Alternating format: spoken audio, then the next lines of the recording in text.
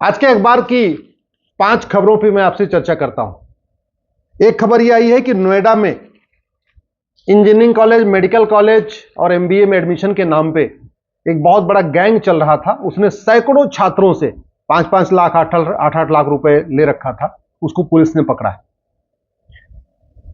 दूसरी, इटावा में solver gang पकड़ा गया है। नकल माफिया जो कई सारे उसमें पकड़े गए हैं, जो पुलिस भर्ती परीक्षा और बाकी परीक्षाओं में फर्जी लोगों को बैठा के वो एग्जाम पास करवाते थे।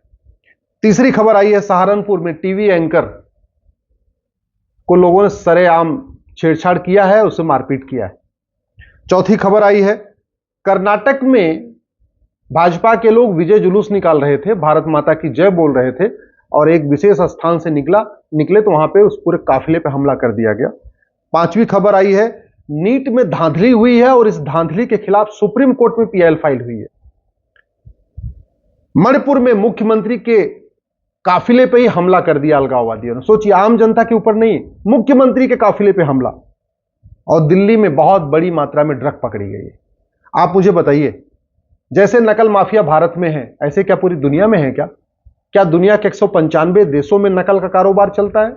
साल्वर गैंग चलते हैं क्या? नहीं। 50 देशों में तो लोग नकल के बारे में जानते ही नहीं कि चीटिंग होती है, नकल माफिया भी होते हैं। 50 देशों में लोग इसको जानते ही नहीं। क्या पूरी दुनिया में अलगाववाद, कट्टरवाद, जिहाद है? मुख्यमंत्री के काफिले पे लोग हमला करते हैं क्या? नहीं, भारत में हो रहा है। क्या पूरी दुनिया में ड्रग स्मगलिंग होती है? नहीं, सिंगापुर में तो कोई जानता ही नहीं ड्रग स्मगलिंग नाम की कोई चीज होती है। जैसा नीट यहां के एग्जाम में धांधली हो जाती है, जैसे नीट में भी धांधली हुई है और पीआईएल हुई है, ऐसे क्या पूरी दुनिया में होता है क्या? नहीं। मैं बार बार कहता हूं, कोई भी समस्या लाइलाज नहीं है, और अगर बीमारी खत्म नहीं हो रही है तो इसका मतलब यह हुआ कि दवाई घटिया है।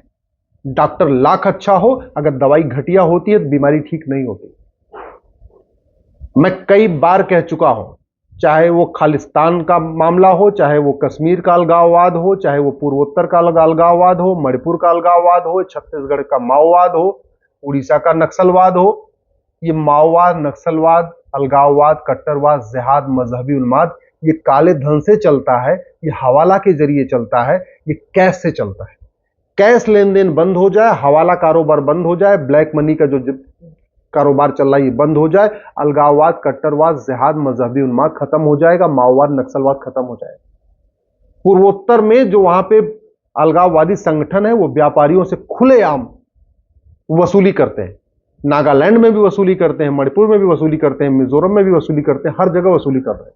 और वो वसूली बैंक में नहीं लेते, ऑनलाइन नहीं लेते, आरटीजीएस, एनईएफटी से नहीं लेते। कैसे लेते हैं? कैश के जरिए।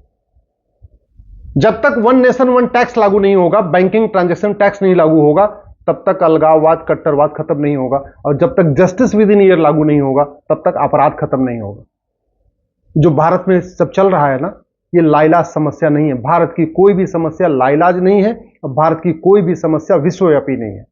भारत में इसलिए चल रही है, हमारा कानून सड़ा हुआ है, न्यायिक व्यवस्था सड़ी हुई है, पुलिस व्यवस्था सड़ी हुई है, प्रशासनिक व्यवस्था सड़ी हुई है, सब कुछ गुलामी वाला चल रहा है। अगर वन नेशन वन टैक्स लागू हो जाए, यानी 100 रुपए से बड़ी नोट बंद कर दिया जाए, 5,000 रुपए से महंगे सामान का कैश लेन देन बंद कर दिया जाए, 50,000 रुपए से महंगे लेन देन पे आधार अनिवार्य कर दिया जाए, काला धन, बेनामी संपत्ति 100% जब्त करने, और जिसके पास आय से अधिक संपत्ति मिले उसको आजीवन कारावास, फांसी देने के लिए कानून बना दिया जाए, मैं गारंटी के साथ कहता हूं, खालिस्तान भी खत्म हो जाएगा, कश्मीर का अलगाववाद भी खत्म हो जाएगा, मणिपुर का अलगाववाद भी खत्म हो जाएगा, मिजोरम का अलगाववाद भी खत्म हो जाएगा, मेघालय का अलगाववाद भी खत्म हो जाएगा, नागालैंड का भी अलगाववाद खत्म हो जाएगा। ये जो अंडरग्राउंड संगठन बने हुए हैं ना दुनिया भर के, जो वसूली करते हैं व्यापारियों से, ये खत्म हो जाएंगे। कोई जरूरत ही नहीं है ये income tax, GST, VAT, TDS, इसकी कोई जरूरत नहीं। ये सब खत्म करके सिंपल बैंकिंग ट्रांजैक्शन टैक्स लगा दिया जाए। कमाने पे कोई टैक्स नहीं लगेगा, खर्च करने पे टैक्स लगेगा। जो जितना ज्यादा खर्च करेगा उतना ज्यादा देता रहेगा। क्या फर्क क्या पड़ता है? सरकार के पास ज्यादा इनकम होगी और अलगाववादी संगठन सारे खत्म हो जाएंगे, जासूसी, गद्दारी खत्म हो जाएगी, आतंकवाद भी बहुत हद तक खत्म हो जाएगा। और ये जो जिस तरीके से यहां कभी नकल माफिया हो रहा है, कभी ये हो रहा है, साल्वर गैंग चल रहे हैं, भाई जो आदमी काबिल नहीं है, अगर वो पैसा दे के पास क्वालिफाई कर लेता है, नीट क्वालिफाई कर लेता है, जेई क्वालिफाई कर लेता है, एमबीए में एडमिशन ले लेता है, या क्लैट क्वालिफाई कर लेता है, या टेट क्वालिफाई कर लेता है, तो किसी दूसरे का हक मारता है कि नहीं मारता? और ये सब क्यों चल रहा है? क्योंकि न तो हमने वन नेशन वन टैक्स लागू किया, न one nation one police code लागू किया है। पुलिस सत्ता की गुलाम बनी हुई 1861 के कानून के कारण। हमने कि यूनिफॉर्म पुलिस कोड लागू करने पर कभी चर्चा ही नहीं किया। हमने कभी यूनिफॉर्म पिनल कोड लागू करने पे चर्चा ही नहीं किया। बस जितने जितने अपराध आते जाते हैं उतने कानून बनाते चले जाते हैं। अंत में कानूनों का मकड़जाल हो चुका है। यूपी में नकल पे अलग सजा मिलती है, उत्तराखंड में नकल पे अलग सजा मिलती है, क्योंकि दोनों के कानून अलग अलग है। और कुछ राज्यों में नकल खिलाफ कानून ही नहीं है, तो वहां नकल कोई गंभीर अपराध नहीं है। नकल एक राष्ट्रीय समस्या है, हर राज्य में नकल होती है, इसलिए नकल का कानून भी राष्ट्रीय स्तर पर होना चाहिए। नकल माफियाओं की 100% प्रॉपर्टी जब्त करने, नागरिकता खत्म करने और साल भर के अंदर आजीवन कारावास, फांसी के लिए कानून बना दीजिए। मैं गारंटी के साथ कहता हूं, नकल माफिया खत्म, नकल का कारोबार खत्म। ये जो पैसा ले लेके लोगों को ठगते हैं एडमिशन के नाम पे, 100% प्रॉपर्टी जब्त करने, नागरिकता खत्म करने, आजीवन कारावास, फांसी देने के लिए कानून बनाइए और जस्टिस विद इन ईयर लागू करिए, यानी 1 साल के अंदर सजा हो जाएगी। मैं गारंटी के साथ कहता हूं, फर्जीवाड़ा खत्म। जो जिस तरीके से यहां पे दिल्ली में ड्रग पकड़ी गई है, ड्रग तस्करों की 100% प्रॉपर्टी जब्त करने, नागरिकता खत्म करने, आजीवन कारावास, फांसी देने के लिए कानून बनाइए, ड्रग स्मगलिंग खत्म हो जाएगी। सिंगापुर में ड्रग स्मगलिंग नहीं होती है। जिस तरीके से मणिपुर में हमला हुआ है मुख्यमंत्री के काफिले पे, हमने अलगाववादियों की 100% प्रॉपर्टी जब्त करने, नागरिकता खत्म करने, आजीवन कारावास, फांसी देने के लिए कानून ही नहीं बनाया। आज तक मणिपुर में इतने अलगाववादी हैं, किसी को आजीवन कारावास, फांसी हुआ क्या? कश्मीर में किसी अलगाववादी को आजीवन कारावास, फांसी हुई क्या? पंजाब के किसी खालिस्तानी को आजीवन कारावास, फांसी हुई क्या? किसी की 100% प्रॉपर्टी जब्त हुई क्या? किसी की नागरिकता खत्म हुई क्या? नहीं, कानून ही नहीं है। आखिर एक यूनिफॉर्म एविडेंस कोड बनाने में क्या समस्या है? Narco polygraph brain mapping mandatory करने में क्या दिक्कत है? हर जिले में एक नार्को पॉलीग्राफ ब्रेन मैपिंग के लिए टेस्ट करने के लिए लैब बनाने में क्या दिक्कत है? मंगल पे जा रहे हैं, चंद्रमा पे जा रहे हैं, गगनयान बना रहे हैं, चंद्रयान बना रहे हैं, सूर्ययान बना रहे हैं, और नार्को पॉलीग्राफ ब्रेन मैपिंग कानून नहीं बना सकते? हर जिले में झूठ को पकड़ने के लिए लैब नहीं बना सकते? भाई जहां जो आदमी झूठ बोले वहीं पकड़ा जाए। एक हम अगर यूनिफॉर्म एडमिनिस्ट्रेटिव कोड नहीं बना सकते कि पूरे देश का प्रशासन एक तरीके से काम करे? एक यूनिफॉर्म जुडिशियल कोड नहीं बना सकते कि पूरे देश के जज एक तरीके से काम करें? जजों की कोई रिस्पॉन्सिबिलिटी नहीं, कोई अकाउंटेबिलिटी नहीं। 1 साल के अंदर फैसला देना, या 6 महीने के अंदर फैसला देना, या 10 साल देना है, या तारीख पे तारीख देना, कहीं कुछ लिखा ही नहीं है। कोई जुडिशियल चार्टर है ही नहीं है। पुलिस के लिए हमने पुलिस चार्टर लागू नहीं किया कि आपको 1 घंटे के अंदर एफआईआर करना ही पड़ेगा, 1 महीने के अंदर जांच पूरी करनी पड़ेगी। ऐसा सिस्टम हमने बनाया नहीं। हमने, चाहे वो हवलदार है, चाहे थानेदार है, चाहे तहसीलदार है, चाहे क्लर्क है, चाहे कलेक्टर है, उसके काम को डिफाइन नहीं किया और कौन सा काम कितने दिन में करना है, इसका हमने कोई सिस्टम बनाया नहीं। तो ठीक है, वो कर रहे हैं तो कर रहे हैं, नहीं कर रहे हैं तो नहीं कर रहे हैं। सत्ता के इशारे पे काम हो रहा है। ऐसे अपराध खत्म नहीं होगा। अपराध लाइलाज समस्या नहीं है। दुनिया के 20 से ज्यादा देशों में एकदम अपराध नहीं, जीरो अपराध। क्यों?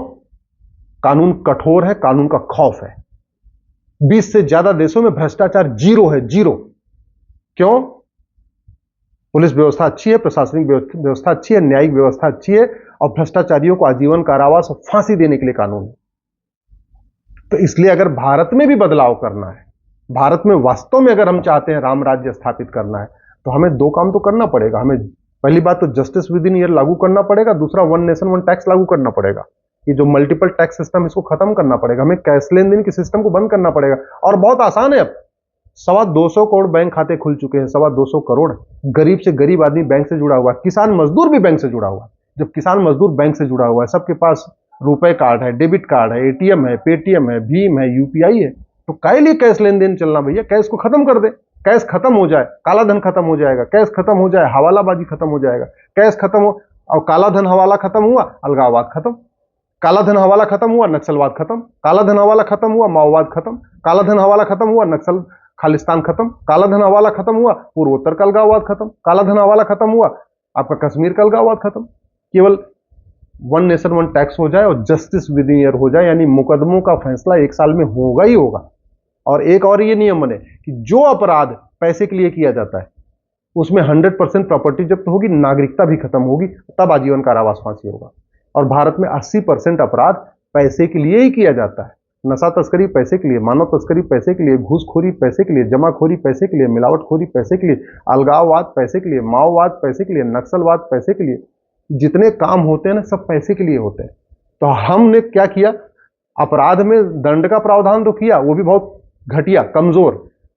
पैसा जमा करने वाला, प्रॉपर्टी सीज करने का हमने कोई प्रावधान ही नहीं रखा, इसलिए कुछ भी कम नहीं हो रहा है। मैं माननीय प्रधानमंत्री से निवेदन कर रहा हूं, एक बार जस्टिस विद इन ईयर पे चर्चा कराएं, संसद का विशेष सत्र बुलाएं और जस्टिस विद इन ईयर कैसे लागू होगा इस पे चर्चा करके इसके खिलाफ, इसके लिए तत्काल कानून बनाएं। भारत में राम राज्य आ जाएगा।